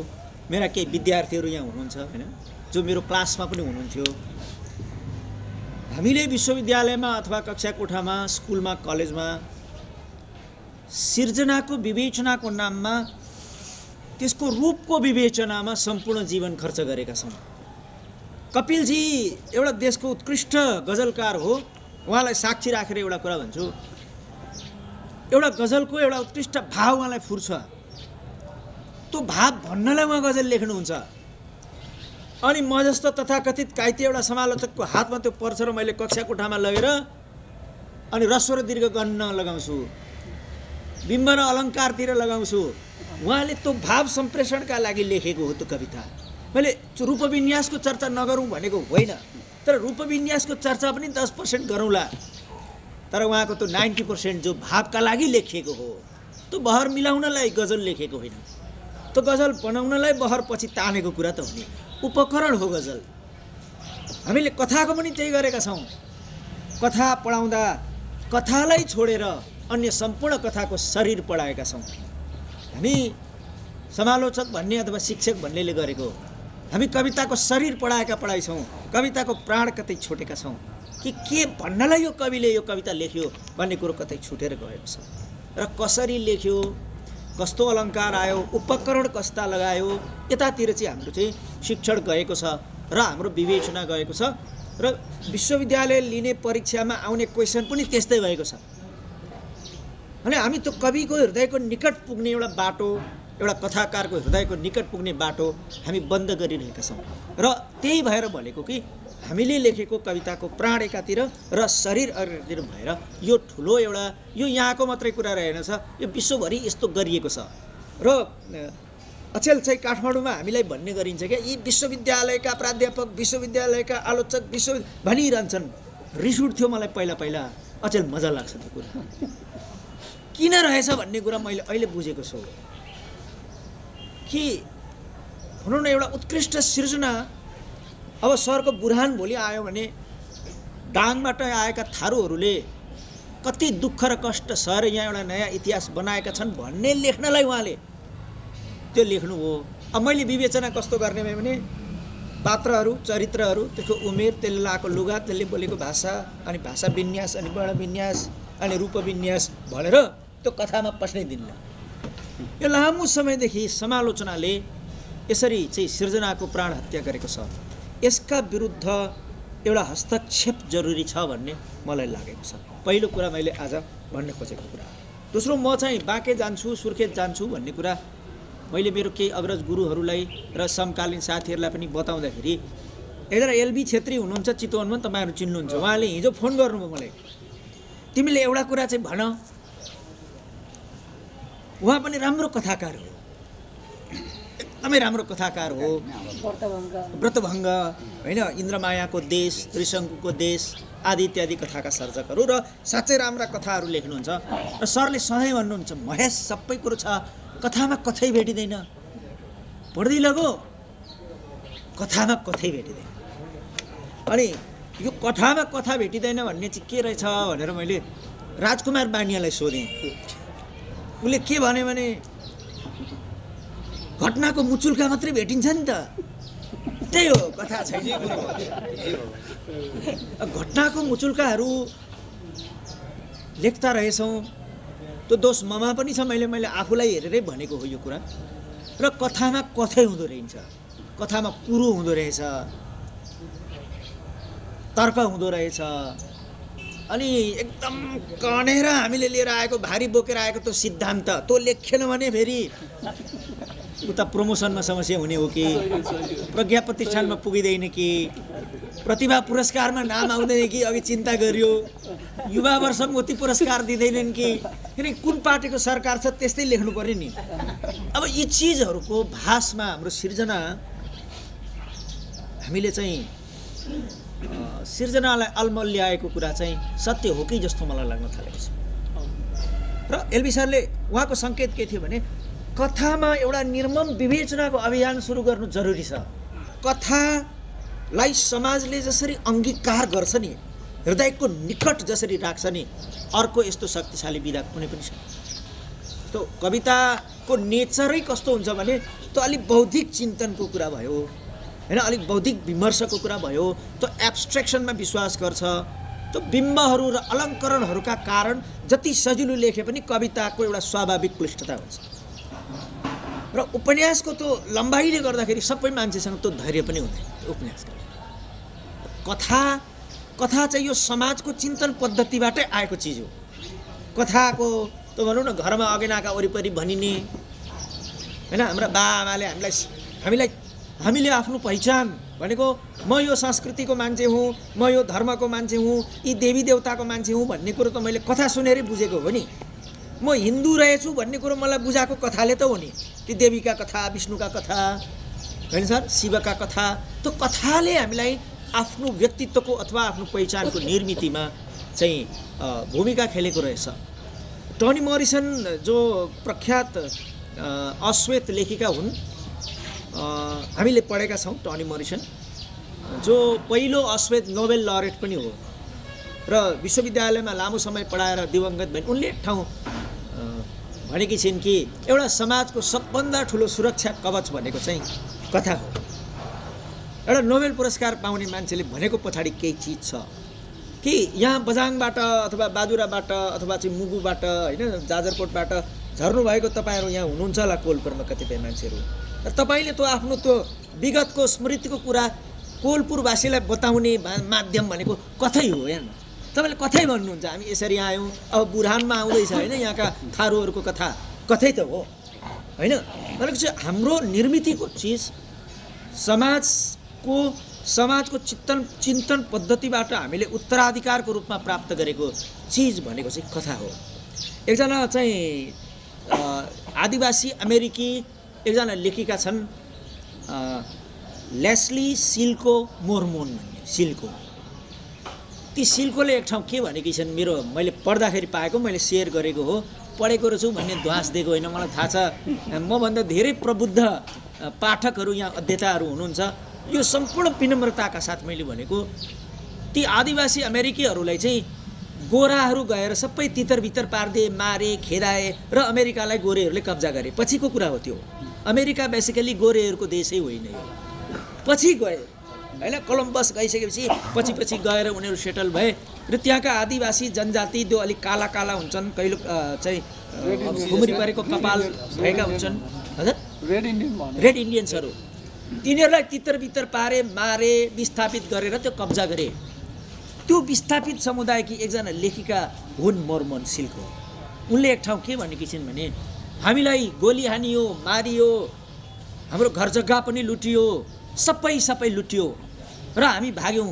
भाग्दा हामीसँग केही पनि थिएन, हामीसँग एउटै मात्रै कुरा थियो, त्यो हामीसँग हाम्रो कथा थियो। आखिर उनले त्यही कथा लेखेर, अथवा स्कट एन्ड मोमाडे भन्ने छन्, होइन, एकदमै उत्कृष्ट लेखक हुन् तिनी, खोजेर पढ्नु होला, सिफारिस पनि गर्छु। ती एन मोमाडे अनि यिनीहरू आफ्नो कथा लेखेरै अमर भए। उनीहरूले कथा लेखेका कारण मैले उनीहरूको कथा तपाईँहरूलाई आज बताइरहेको छु। अनि कथा साहित्यको चाहिँ त्यो एउटा विशिष्टता हुन्छ, त्यो एउटा शक्ति हुन्छ। एउटा कुरो यो लाग्यो मलाई। अर्को मलाई के लाग्यो भने, म जस्तो एउटा सिकारु, एउटा बबुरो, बालक बबुरोको लागि उत्कृष्ट साहित्य भन्ने कुरा त धेरै दूरकी बात हो, यो कुरो मैले बुझेको छु। तर उत्कृष्ट साहित्य के हो भन्ने कुराको मेरो एउटा बुझाइ छ। मेरो बुझाइ के छ भने, उत्कृष्ट साहित्य समाज सापेक्ष हुन्छ कि हामीले केलाई उत्कृष्टता भन्ने हाम्रो मापदण्ड हुन्छ, अमेरिकीहरूले केलाई उत्कृष्ट भन्ने उनीहरूको मापदण्ड हुन्छ। उनीहरूको मापदण्ड लगाएर हामीले नेपाली साहित्य पढेर यो चाहिँ उत्कृष्ट रहेछ भन्नु गलत हो। त्यो दुर्घटित कसरी भएको छ, म एउटा उदाहरण तपाईँहरूलाई भन्छु। करिब 60 को दशक पछाडि एउटा तथाकथित प्रयोगवाद भन्ने पश्चिममा आयो, होइन। प्रयोगवाद त अगाडि पनि थिए, तर यो नेरेटिभ टेक्निकमा प्रयोगवाद, भाषाको प्रयोगमा प्रयोगवाद र त्यो साहित्य एकदमै सफल भयो पश्चिममा। त्यसको कारण के थियो भने, पश्चिमा मापदण्डहरूबाट हेरेको हुनाले त्यो सफल थियो। त्यसको पनि कथा छ, अलिकति समय लामो होला, म अहिले भन्दिनँ। तर एउटा कुरा चाहिँ भन्छु, त्यो बेलामा चाहिँ यथार्थवाद भन्ने एउटा वाद आयो। यथार्थमा लेख्नुपर्छ, जस्तो छ त्यस्तै लेख्नुपर्छ, यथार्थवाद। तर त्यो यथार्थवादमा समस्या के रह्यो भने, जस्तो भीमरोकाया चाहिँ सुन्दर कि असुन्दर, होइन, भीमरोकाया सुन्दर कि असुन्दर, यसमा कुन चाहिँ यथार्थ हो, सुन्दर कि असुन्दर? अब यथार्थ पनि सापेक्षित हुने रहेछ। अब मैले उसलाई पहिलेदेखि चिन्छु, उसले मलाई गुरु भन्यो, गुरु दक्षिणा पनि दियो, मेरो बर्थडेमा पनि आए, गिफ्ट पनि दिए, माया पनि गरेका छन्, मेरा लागि ऊ चाहिँ सुन्दर हो। उसको गोरु फुकेर कपिलजीको मकै खाएको छ, अब उहाँको लागि ऊ असुन्दर। अब मेरो यथार्थ कि कपिलको यथार्थ यथार्थवादमा डिबेट र यथार्थवाद भनेर के भनिएछ भन्दाखेरि सर युरोपको यथार्थ चाहिँ यथार्थ सुन्दर महिला भनेको युरोपियन महिला जस्तो त्यसो भए त नाइजेरियन महिला के हुने भयो त अब त्यो दृष्टिले हेर्दाखेरि मिस नाइजेरिया कोही आयो भने ठुल्ठुला ओठ भएका काला रङ भएका होइन खुम्री कपाल भएको सुन्दरीको परिभाषा युरोपियन यथार्थवाद युरोपियन सौन्दर्यको दृष्टिकोणबाट के भयो त भन्दा धुलिट्याम भयो त्यो त अर्थ लागेन अनि सबभन्दा ब्रेनी मान्छे को युरोपियनहरू सबभन्दा ठुला वैज्ञानिक को युरोपियनहरू सबभन्दा ठुलो दार्शनिक को त युरोपियनहरू अनि समय सबभन्दा राम्रो अनुकूल कहाँ सबभन्दा राम्रो मौसम कहाँ सबै युरोपियन यथार्थ भनेको युरोपेली यथार्थ रहेछ भन्ने कुरो धेरै लेखकहरूले बुझे त्यो अनि उनीहरूले के गरे भन्दाखेरि युरोपवासीहरूले बनाएको यथार्थवादी कथा अथवा नाटक अथवा उपन्यासमा समय प्रवाह रैखिक जसरी जान्छ नि अगाडिबाट पछाडि यसको विरोध गर्नेहरूले पछाडिबाट कथा लेखिदिए अनि यो गरेपछि कथा हुन्छ भनेर युरोपीले जो सिद्धान्त बनाए त्यसको ठ्याक्कै विपरीत लेखिदिए यो गरे पनि त कथा हुन्छ भन्ने होइन यथार्थमा यो मात्रै हुनुपर्छ भनेर युरोपेलीहरूले भने हाम्रो त भूत पनि छ प्रेत पनि छ झाँक्री पनि छ धामी पनि छ हाम्रो चिन्तनमा होइन एउटा झाँक्रीको यथार्थ त सागर सरको यथार्थ जस्तो हुँदैन नि त ऊ त झाँक्रीको यथार्थ हो नि तर झाँक्रीको यथार्थ पनि त हाम्रो समाजको निर्मिति हो नि त हाम्रो समाजको निर्मिति हो भने त्यो रैखिक यथार्थवादी चिन्तनको बिचमा लोकल चिन्तनहरू छिराइदिए र त्यसले के ल्यायो मायावी यथार्थवाद लिएर आयो त्यो मेजिक रियालिजम लिएर आयो यो मैले किन भनेको भने तर यी सम्पूर्ण कुराहरू ती समाजका आवश्यकताहरू थिए यहाँ हामी जस्ता काइथे कथाकारले के गर्यौँ भन्दाखेरि ती उहाँका ती वैकल्पिक यथार्थहरू ती प्रयोगवादहरू यहाँ पनि ल्याएर हामीले टाँस्ने दुस्साहस गरेका छौँ जो हाम्रो समाजले सत्यापितै गर्दैन हाम्रो समाजले माग्दैन नेपाल कहाँ छ नेपालको निर्मिति कस्तो छ यहाँ परिवार कस्ता छन् यहाँ जेन्डर कस्तो छ यहाँ धर्म कस्तो छ यो परिवेशले माग्दै नमागेको प्रयोगवाद लिएर आएर हामीले कथा लेख्यौँ यताबाट पढ्दा पनि बुझ्दिनँ उताबाट पढ्दा पनि बुझ्दिनँ बिचबाट पढ्दा पनि बुझ्दिनँ चाहिँ 400 पेज पढिसक्दा पनि केही चिज दिमागमा आउँदैन मलाई के लागेको छ भने यो किन आउँदैन म मूर्ख भएर आउँदैन एउटा कुरो अर्को दोस्रो कुरा सायद यो मेरो जिनमा छैन कि राइट किनकि मेरो निर्मिति नेपालमा भएको छ यो चिन्तन पद्धतिमा भएको छ यो यथार्थलाई कसरी बुझ्छौँ हामी घरलाई कसरी बुझ्छौँ आमालाई कसरी बुझ्छौँ समाजलाई कसरी बुझ्छौँ हिमाललाई कसरी बुझ्छौँ यो हाम्रो निर्मिति हो त्यो लेखकको मात्रै निर्मिति होइन कि पाठकको पनि निर्मिति तपाईँ पाठक अहिलेलाई म एउटा लेखक मानौँ एकछिनलाई भने तपाईँको र मेरो बिचमा एउटा टेसिट एउटा अव्यक्त एग्रिमेन्ट के छ भने मैले तपाईँ हाम्रो चिन्तन पद्धतिभित्र कथा लेखेँ भने त्यो कथा तपाईँको जेहेनमा बस्छ तपाईँको चिन्तन पद्धतिभन्दा विपरीत भनौँ न म अब अङ्ग्रेजीको एउटा प्राध्यापक युनिभर्सिटीमा प्रयोगवादी साहित्य पढाउने मेरा पीडित विद्यार्थीहरू यहाँ छन् अनि मैले यो कथा साहित्य त यो कथा त मैले यहाँको मेरो समाजसँग संवाद गर्न लेखेको हो नि त मैले पढेको अथवा एकछिन भ्रम पार्न पढाएको जागिर खान पढाएको प्रयोगवादलाई यहाँ मिसाएर मेरा विद्यार्थीहरूले पसिना काटेको देख्दा आनन्द हुने त्यो म्यासोचिस्ट त्यो एउटा सेडिस्ट राइटिङ गर्नु हुँदैन भन्ने चेतना कमसेकम मलाई यो बिरादरीले यो समयले यो समाजले यो पाठकहरूले दिएका एउटा एक्सपेरिमेन्ट मैले यहाँ त्यही गर्न खोजेको छु होइन कथामा हजारौँ गल्ती छन् म त्यो कुरा मान्छु जस्तो सरले मार्गदर्शन गर्नुभयो अस्तिदेखि कृतज्ञता दिएछु होइन कपिलजीले केही चाहिँ प्रश्नहरू उठाउनु भएको छ अहिले म ती प्रश्नहरूमा आउँछु कसैले राम्रा निबन्ध लेख्नुभएछ बधाई पनि भन्नुभयो त्यो पनि चाहिँ सुने मैले होइन उहाँलाई छोएन अब मैले जबरजस्ती छुनुपर्छ भन्नु त हुँदैन नि मैले साँच्चिनुपर्छ नि अर्कोपल्ट उहाँलाई छुने लेख्छु भन्ने इख त पाल्नु पऱ्यो नि मैले होइन त्यो इख पनि पालेको छु सम्पूर्ण कुराहरू छ तर एउटा के भने यो अपरिचित अनुहारका कथाहरूको कि त मेरो भाषिक ज्ञानै काइते भएर होला अथवा मैले सोचेकै त्यस्तै हो सरलताको हदमा गएर यी कथाहरू लेखेँ मलाई के लाग्यो भने यो म प्राध्यापक हुँ भन्ने भ्रम यो म अङ्ग्रेजी साहित्यको मान्छे हुँ भन्ने त्यो खोस्टो होइन यी सबै फालेर मैले नेपालमा उभिनुपर्छ भन्ने जो चेतना उभियो मेरो मनमा आयो त्यसले यी कथाहरूलाई सरलतामा पढेपछि मलाई के लाग्यो भने एउटा बालकले उसकै स्तरबाट यी कथा पढेको छ अस्ति मलाई एउटा स्कुलमा बोलाए, खोप्रिङ बोर्डिङ स्कुल। मैले त्यो लामो स्टेटस पनि लेखेको थिएँ। कक्षा 7 को बच्चाले समालोचना गर्यो। त्यसपछि निधाइन बहिनीको बहिनीसँग ऊ कनेक्टेड भयो, त्यो संवेदनाले उसलाई छोड्यो। कक्षा 8 काले पढेको छ, कक्षा 10 काले पढेको छ, सागर सरले पढ्नु भएको छ, विष्णु पादुका सरले पढ्नु भएको छ, एकदम वृद्ध पाठकहरूले पढेका छन्। मेरी आमा 70 वर्षकी हुनुहुन्छ, अनपढ आमा हो, उहाँले पुराका पुरा पढिसक्नुभयो। अब मैले ठ्याक्कै भनेको उहाँले बुझ्नुपर्छ भन्ने पनि छैन नि साहित्यमा। मैले ठ्याक्कै भनेको कुरो यो म्याथमेटिक्स होइन नि, होइन। मैले एउटा कुरालाई केन्द्रीय भाव दिनलाई कथा लेखेको हुनसक्छु। दामोदर सरले पढ्दाखेरि अर्को एङ्गलबाट त्यो कथाको पठन गर्नुभयो भने त्यो त कथाको शक्ति हो नि त, होइन। त्यो त चाहिँ मल्टिपल रिडिङ्स त पोसिबल छ नि कथाको। भने त्यो मल्टिपल रिडिङ्सहरू एउटा उमेरलाई मात्रै टार्गेट गरेर, अथवा अर्को एउटा दुर्घटना के भएको छ भने कतिपय हामी लेखकहरू एकदम टेक्नोक्रेटिक भयो, नेपाल पुरा वेस्टर्न लिट्रेचर पढेर आयो, नेपाल सब मेजिक रियलिस्टिक भयो नेपाल भनेर सानो एउटा सहरलाई हेरेर हामी निचोड निकाल्दा रहेछौँ। काठमाडौँलाई हेरेर अथवा चितवनलाई हेरेर त्यहाँ त्यस्तो छ, होइन। तर यहाँ जाजरकोट पनि छ, यहाँ कालीकोट पनि छ, यहाँ इलाम पनि छ, तेह्रथुम पनि छ भन्ने कुरो बिर्सिँदा रहेछौँ। र यो मैले लेखेको कथा जसले पनि पढ्नुपर्छ भन्ने भ्रम पाल्दा रहेछौँ।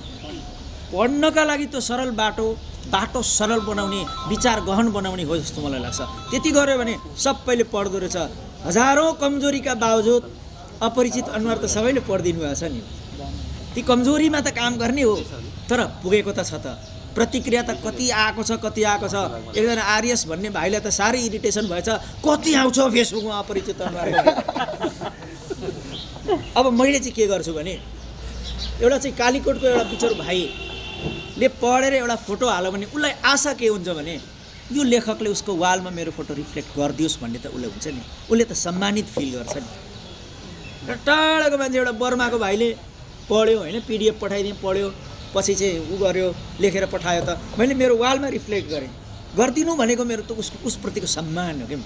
उसलाई त हि फिल्स ग्रेटिफाइड, एउटा लेखकले मेरो कुरालाई आफ्नो वालमा चाहिँ ससम्मान। किनकि हामी लेखक भनेका घमण्ड गर्नलाई को हौँ र हामी, होइन।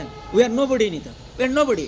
तर उसले गरेको त्यो प्रेम र आह्लादप्रति भनौँ न हामी अन्सरेबल हुनुपर्छ भनेर लेख्यो। अनि दिनैपछि 3वटा 4वटा आउँछ त सबै रिफ्लेक्ट गर्दै जाँदा कति प्रचार हो यो अपरिचित अनुहारको भनेर बिचरा एकजना भाइले लेख्नु पनि भयो।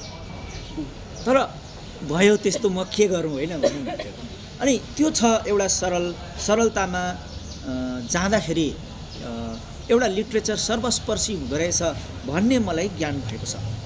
अब सरले खुम्चियो कि कथा भावहरू अलिकति डेथमा जाला भन्दा फ्यासै भएर कथा सकिएको छ भन्नुभयो। यो चिजले मलाई मार्गदर्शन गरेको छ।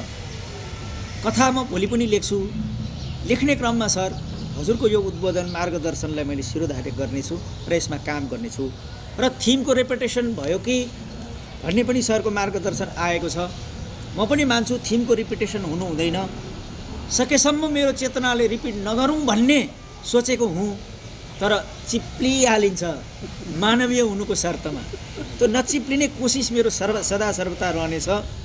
अब कपिल अन्जानजीले एउटा कुरा चाहिँ उठाउनु भएको छ कि नेपाली कथाको स्तरको बारेमा त करिब मैले भने तपाईँलाई कि यो पाश्चात्य चिजहरूबाट अरूबाट प्रभावित भएर चाहिँ 10 पाना पनि पढ्न नसकिने गरी लेख्नुभन्दा एउटा सजिलो जुरेलीको कथा लेखेर धेरैलाई छुनु ठिक हो जस्तो मलाई लाग्यो। म त्यो पटमा छु। सरलता मेरो लेखनको पहिचान। सिरिजमा लेख्ने भन्ने एउटा कुरा आयो, त्यस्तो गर्न सकिन्छ कि?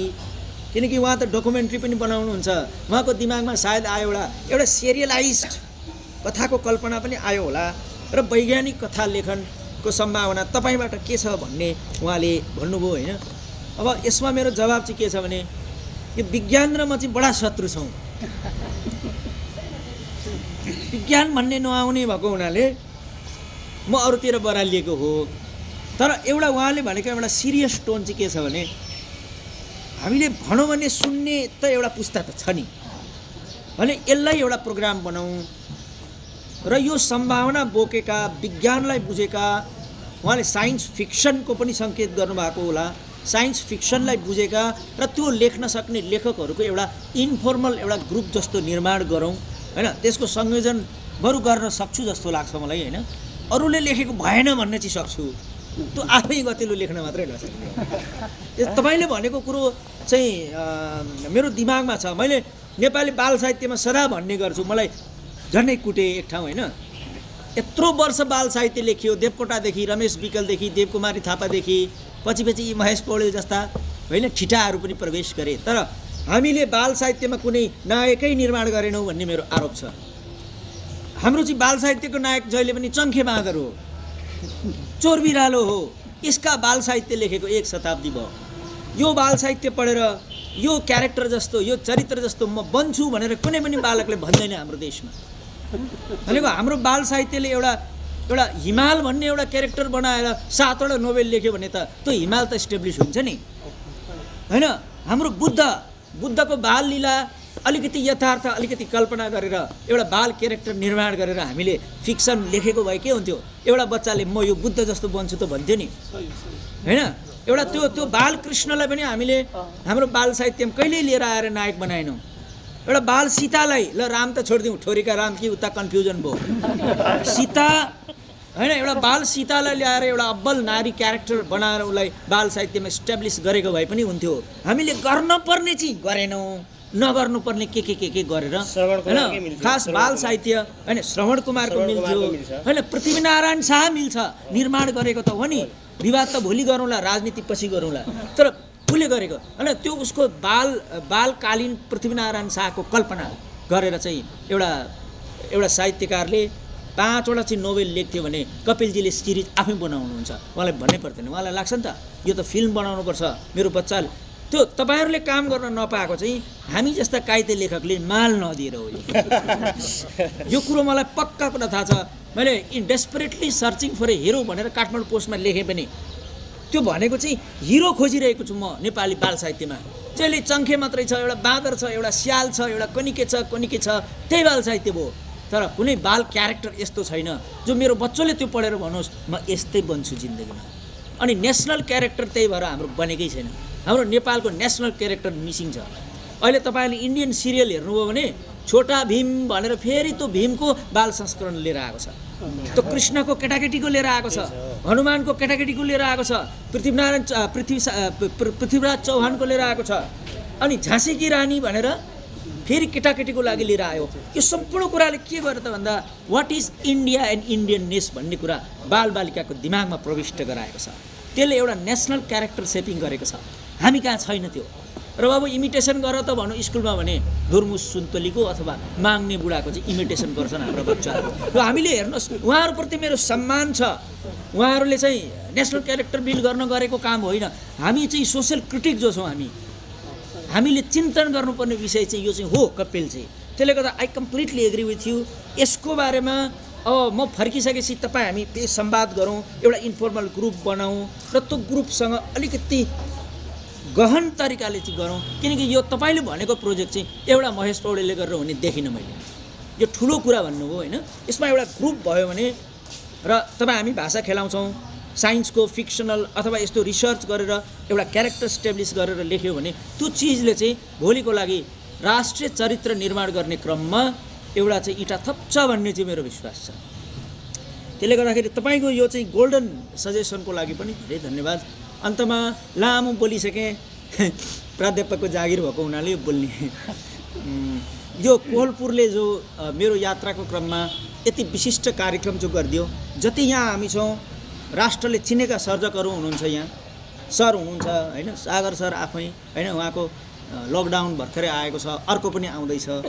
यहाँ सर आफै स्तम्भ हुनुहुन्छ, उहाँदेखि सबै देशले चिन्न पर्ने र केही चिन्न बाँकी तर चिन्नै पर्ने क्यारेक्टरहरूको उपस्थितिमा मेरो यो कथा सङ्ग्रहमाथि कार्यक्रम भयो। मिठा कुरा पनि आए, मार्गदर्शन पनि आए, ती पनि मिठा हुन् मलाई लाग्छ। ती दुर्लभ कुराहरू हुन् कि मैले पाएको छु। र अत्यन्त व्यस्त हुँदाहुँदै पनि मेरो लागि यहाँहरूले समय लगानी गरिदिनु भयो, आइदिनु भयो, प्रेम दिनुभयो, आह्लाद दिनुभयो। म धेरै आभारी छु। र कोहलपुरको साहित्यको उत्थानको लागि मैले आफ्नो ठाउँमा बसेर के गर्न सक्छु, मलाई अराउने सम्पूर्ण अधिकार तपाईँहरू राख्नुहुन्छ। तपाईँहरूको अधिकार हो त्यो।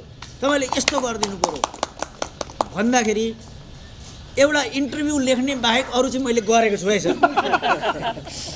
जस्तो सरले भनेको कुरा मैले गरेको छु होइन, म्याडमले भनेको कुरा पनि गरेको छु होइन। अचेलजी भाइ अलिक टाढा टाढा गए होइन, लु दाइ मेरो कविता हेर भन्दा हेरेको पनि छु होइन। यो चिन्तन छन् यहाँ होइन। उनले जति पटक लेखेर पठाएको मैले प्रेमले हेरेको छु, मैले गर्ने कोसिस गरेको छु।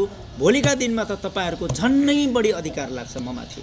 मसँग भएको सामान्य सिप अनुभव जे छ यसलाई चाहिँ कसरी कोलपुरको भोलिको साहित्य माझ्ने भन्ने क्रममा म सदा सर्वदा चाहिँ तयार रहनेछु। कहिलेकाहीँ व्यस्त भएँ अथवा सानातिना उल्झनहरूमा अल्झिएँ भने त्यो तफसिलको कुरा रह्यो। जस्तो त्यो इन्टरभ्यूको सम्बन्धमा त्यही भएको हो सर, अरू केही होइन होइन। अब गएर त खुरुक्क लेख्छु, तर बाँकी चाहिँ आइ एम अलवेज विथ कोलपुर, आइ एम विथ यु। मैले सकेको सदा सर्वदा गर्छु। धेरै धन्यवाद, नमस्कार। उहाँको व्यक्तित्वबाट हामी अनुगरित छौँ। म विशेष गरेर अनुगरित भएँ।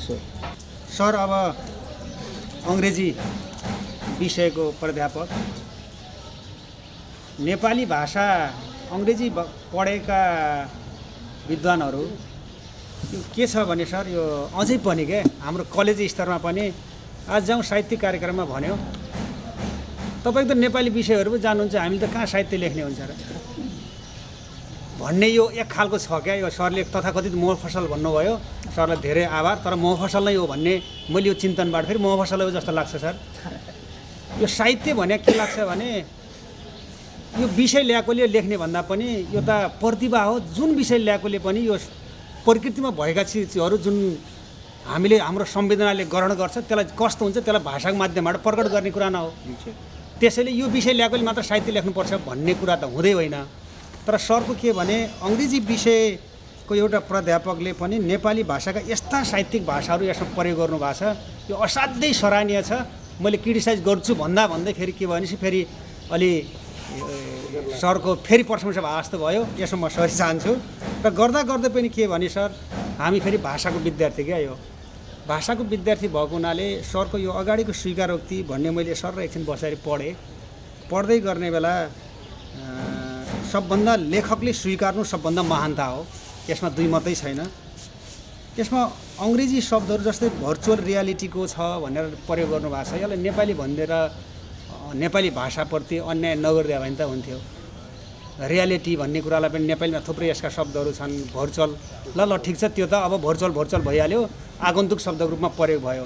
तर रियालिटी भन्ने शब्द प्रयोग नगरिदिया भए हामी भाषाको नेपाली भाषाको विद्यार्थीलाई अन्याय हुने थिएन कि भन्ने मैले सरलाई यो सुझाएँ। यसलाई अन्य ठाउँमा मान्दैन होला, मेरो कमजोरी हुनसक्छ। र अन्य सन्दर्भमा यो प्रयोगशीलताको कुरा छ सर। जस्तै अब मैले एउटा समालोचना त गर्न सक्दिनँ, तर समालोचना सिक्न लागेको हुनाले सरलाई मैले के प्रश्न गरेँ भने हो कुनै पनि साहित्यको कति मूल्य छ, कतिको त्यो गुणस्तर छ भन्ने कुरा त जति धेरै पाठकका एषणाहरू हुन्छन्, संवेदनाहरू हुन्छन्, जति आवेग संवेग हुन्छ त्यसलाई जति घुलमिल गराएर विरेचन गर्न सक्छ भनौँ न, अब पर्यवेक्षण गर्न सक्छ, त्यो नै साहित्य नै सबभन्दा मूल्यवान हुन्छ भन्ने कुरा त हो।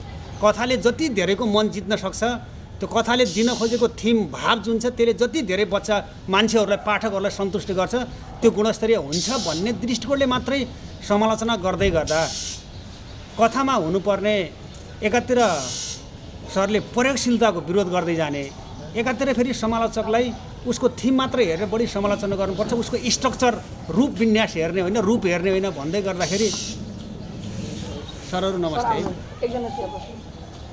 यो अलिकति मैले नबुझेँ सर, यसको अलिकति विरोधाभास हो कि भन्ने मैले फिलिङ गरेँ सर। समालोचकको दृष्टिकोणले यति भने सर अहिलेलाई कथाको विशेष रुचि राख्ने भएको र लेख्ने भएको हुँदा बाबुले लिएर आएको थियो त्यो कथाभित्र त्यो सङ्ग्रह पाएपछि मैले पढेँ र त्यो छाप चाहिँ मैले नभेटे पनि हामी सायद नेटमा हामी जोडिएको पनि छैनौँ, अत्यन्तै लगाव थियो त्योभित्र लेखिएका। जस्तै उनी योगमाया भइन्, पर्खाल र परिवारहरू देखि लिएर थुप्रै कथाहरू छन् होइन, यति मन छोएको कथाहरू।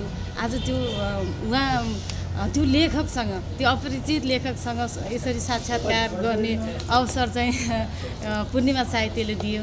म चाहिँ नेपालगञ्जदेखि अब 14-15 किलोमिटर भए पनि अन्य कार्यक्रमहरूमा पनि सरले एकदमै सम्झिनुहुन्छ म अत्यन्तै कृतज्ञ छु र यो दिन आज अत्यन्तै मेरो लागि यो खुसीको पल हो। यो एउटा लेखकको नाता भनेको अत्यन्तै प्रिय लाग्छ मलाई चाहिँ। म कथा लेख्छु तर सरले त यति पर्खर वक्ता यति प्रिय लेखकले त म सिकारु हो भन्नुहुन्छ होइन। यति त्यो झुकाव कि जो उपकारी गुणी व्यक्ति निरन्छ निरन्तर भनेको जस्तो सरको यो लगाव यो लेखकमा हुनुपर्ने एउटा अत्यन्तै सूक्ष्म यो विशाल गुण हो, महानता हो भन्छु म चाहिँ। एकदमै खुसी लाग्यो।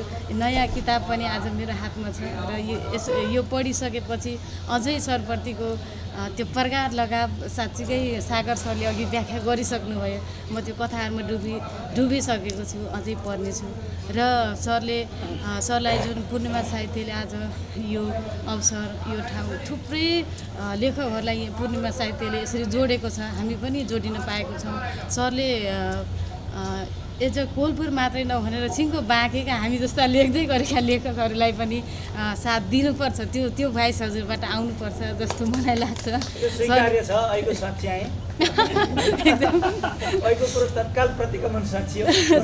सिङ्गो बाँके सिङ्गो नेपालगञ्जलाई भनेर त्यो शब्द अझ राम्रो होला होइन। यहाँ एकदमै पर्खर व्यक्तिहरू हुनुहुन्छ, उहाँहरूले साहित्यलाई जगेर्ना गर्नुभएको छ। महानन्द ढकाल सरहरू त साहित्यको पिल्लर बलियो खम्बा हुनुहुन्छ। उहाँहरूकै जुन यो सक्रियताले हामी पनि साहित्यमा यसरी जोडिन पाउँछौँ र हाम्रो केही गरौँ भन्ने सोच छ। एकदमै नमन सधैँभरिमा नतमस्तक छु सरहरू यो टिमप्रति त। झनै आज यो मौका मैले अत्यन्तै धेरै खुसी लाग्यो।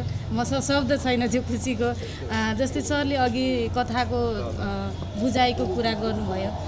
एउटा घरमा बुवाले रक्सी पिउँछ र त्यही घरका दुईटा छोराहरू, एउटाले भन्छ कि बुवाले रक्सी पिएकै कारण मैले रक्सी पिउन सिकेको भन्छ भने अर्कोले भन्छ बुवाले रक्सी पिएको देखेर जुन घरको दुःख बुवाले गरेको व्यवहारले छोएको कारण मैले रक्सी नपिएको भनेर भन्छ कि। समाजको दृष्टिकोण र लेखाइको दृष्टिकोण पनि त्यति फरक छ। अब बुझ्ने एउटा छोराले रक्सी पिएको देखेर त्यो सिक्यो, अर्को छोराले रक्सी बाबाले पिएको देखेर यो पीडा मैले परिवारलाई दिन हुन्न, मैले यो गर्न हुन्न भने समाजमा हामीले लेखेको कुरालाई हेर्ने आफ्नो दृष्टिकोण छ।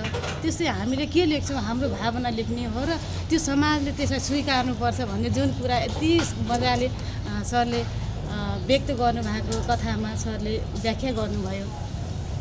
जुन एउटा लेखकले लेखिरहेको समयमा अब यो वातावरण सुन्दर शान्त चाहिन्छ भन्ने जुन कथाभित्रको कुरा सरले व्याख्या गर्नुभयो, त्यो कुराले जस्तो परिस्थितिमा पनि यही कुराहरूलाई टपक्क टिपेर यसैमा घुलमिल भएर लेख्न सक्नु लेखकको कला हो कि। प्रयोगका दुईटा कारण हुन्छ जस्तो लाग्छ मलाई हैन। मेरो आफ्नो बुझाइ हो यो, मेरो बुझाइमा खोट हुनसक्छ। एउटा फरक देखिनलाई प्रयोग गर्ने भन्ने हो। एउटा चलन चल्तीको आएको आइछ अलिक फरक देखिनलाई होइन। कथा अरैखिक बनाइदिने, पछाडिबाट समय प्रवाह गरिदिने अथवा जादु बिचमा छिराइदिने अथवा यति धेरै चाहिँ त्यो भाषा भनौँ न धेरै भाषाका शब्दहरू लिएर आएर नेपाली वाक्य विन्यासमा मिसाइदिने अथवा कुनै एउटा चाहिँ युरोपियन रेस्टुरेन्टको सेटिङ गराइदिने र नेपाली कथा भनेर लेख्ने फरक देखिने एउटा यो हुन्छ प्रयोगवादको एउटा प्रयोजन।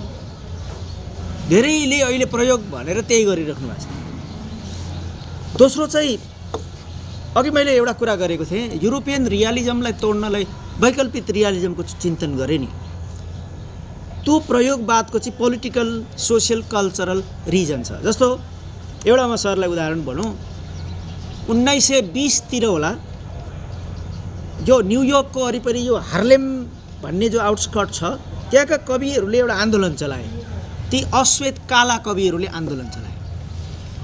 त्यो आन्दोलनको एउटा बहुत ठुलो शक्तिको उपकरण चाहिँ कविता थियो र त्यो कवितामा उनीहरूले के गरे भने युरोपको कविताभन्दा भिन्न अश्वेतहरूको कवितामा अश्वेतताको गन्ध रहोस् भनेर उनीहरूको त्यो बेला स्वीकृत पनि नभएको जाज भन्ने एउटा म्युजिक छ। त्यो जाज भन्ने म्युजिकको ताललाई अङ्ग्रेजी कविताको बोडीभित्र मिश्रण गरिदियो उनीहरूले। यसले के गर्यो भन्दाखेरि त्यो प्रयोगवादलाई समाजले स्वीकार गर्यो क्या। त्यो समाजले आफ्नो पहिचान, आफ्नो अस्तित्व, आफ्नो कथा त्यो प्रयोगवादभित्र परिलक्षित भएको देखायो। त्यसै प्रयोगवादको अर्को प्रयोजन के हुन्छ भने यस्तो सामाजिक राजनीतिक प्रयोजन हुन्छ। अब अहिले यहाँ हामी कहाँ भएको मैले प्रयोगवाद यसो हेर्छु सर होइन, म पनि प्रयोगवादी साहित्य पढाउँछु होइन, मेरो विषय नै त्यही छ कि कविता पढाउने कि प्रयोगवादी साहित्य। अनि यसो हेर्दाखेरि मैले यो पहिलोमा के देखेँ भने पहिलो खालको नयाँ देखिनका लागि गरिने प्रयोगहरूमा सबै बाहिर ट्राई गरिएका मोडलहरूलाई रिसाइकल गरिरहेका छन् र हामीलाई मूर्ख बनाइरहेका छन् कतिपय लेखक। त्यो गर्नुभन्दा त मैले इमान्दारीपूर्वक उभिएर मसँग चाहिँ त्यो प्रयोगवाद गर्ने क्षमता छैन, किनकि मैले गरेको प्रयोगवादको सामाजिक स्वीकृतिको अहिले मैले सम्भावनै देखिनँ भन्नु त मेरो इमान्दारी हो जस्तो लाग्छ मलाई होइन। मैले पनि लछारपाटो लाएँ, प्रयोग गरेँ, यी नयाँ खालका भए भनेर खोक्न त सक्थेँ होला नि, तर मैले यो प्रयोगवाद गर्नुपर्ने स्वरूपमा त्यो आवश्यकतै फिल गरिनँ कि त म अत्यन्तै ठुलो यथास्थितिवादी हुँ कि मैले त्यो प्रयोजनकै सार्थकता देखिनँ। किन त्यो जादु टुनामुना गरेर अलमल ल्याउनु, त्यो त गरिसके त मार्केजले भाइ, त्यो त माइ नेम इज रेड आइसक्यो, ओरान पामुकहरूले गरिसके। अब त्यही चिजको रेप्लिकेसन महेश पौडेलले गर्नुको तात्विकता के हो? मैले चाहिँ मेरो पाठकहरूलाई अलमल ल्याएर भ्रममा पार्नुभन्दा म जस्तो छु त्यस्तै आउनु ठिक हो जस्तो मलाई लागेको। अर्को चाहिँ यो कलाज पेस्टिज भन्ने आयो होइन, उत्तराधुनिक लेखनमा कलाज र पेस्टिजमा चाहिँ अलिकति शब्द यो भाषाको लिएर आयो, उताबाट एउटा शब्द बनायो, अर्को उताबाट लिएर आयो, अनि अलिकति क्यारेक्टर पनि त्यस्तै लिएर आयो, अनि हुँदै नभएको काल्पनिक चाहिँ स्थानमा लगेर सेटिङ गराइदियो। गर्न पाइन्छ, तर त्यो अरूले गरिसके त्यही कुरो मैले गरेर म कसरी सर्जक हुन्छु? सर्जक त स्रष्टा हो नि, स्रष्टा त सिर्जना गर्ने कुरा हो नि। त्यो मैले गर्न सक्छु जस्तो मलाई लागेन, त्यो मेरो ल्याकत छैन अथवा क्षमता छैन, अथवा आई डोन्ट सी त्यसको कुनै प्रयोजन नै मैले देखिनँ। त्यसो हो भने मैले के सोचेँ भने मैले लेखेको यो कथाको निर्मिति जो मोडल छ यो नेपाली मोडल हो। तपाईँले गुरुप्रसाद मैनाली अथवा भवानी भिक्षु, गोविन्द बहादुर मल्ल गोठालेले स्टेब्लिस गरेको लाइन, कथाको निर्मितिको लाइन हेर्नु हो भने यो हाम्रा नेपाली अग्रजहरूले बनाएको लाइनलाई समाएर म अगाडि आएँ। अब म प्रयोगशील हुने चाहिँ कहाँ होला भने आजको समयको तर्क गरेर होला, आजका मुद्दा उठाएर होला। आजका मान्छे, हामी अघि सरले भन्दै हुन्थ्यो मिडल क्लास सबभन्दा बढी छ। हामीले नायक भनिसक्दा कि पृथ्वीनारायण शाह सम्झिने, कि कमान्डर सम्झिने, कि क्लोज सन्त सम्झिने, एउटा खलासीमा पनि त नायकत्व देखिने त मेरो प्रयोगवाद होला नि त होइन। जस्तो यत्रो ठुलो द्वन्द्व हो, ठुल्ठुला मान्छेको एङ्गलबाट हेरियो, द्वन्द्वमा बालिका पनि त मारियो होला नि, ती बालिकाको एङ्गलबाट द्वन्द्वलाई हेर्ने किन? जस्तो त्यसपछि निदान बहिनीमा एउटा बालकहरूको एङ्गलबाट भुटानी शरणार्थीको समस्यालाई हामीले नहेरे चाहिँ कसले हेर्ने? यो पनि एक खालको थीमेटिक प्रयोगवाद हो। सर आइदिनु भयो, हामी असाध्यै खुसी छौँ। अघि न हाम्रो गोविन्द सरले भन्नुहुन्थ्यो म खुसी छु, खुसी भए यहाँ म आउन पाएँ भन्नुहुन्थ्यो, त्योभन्दा हामी 10 गुणा खुसी छौँ।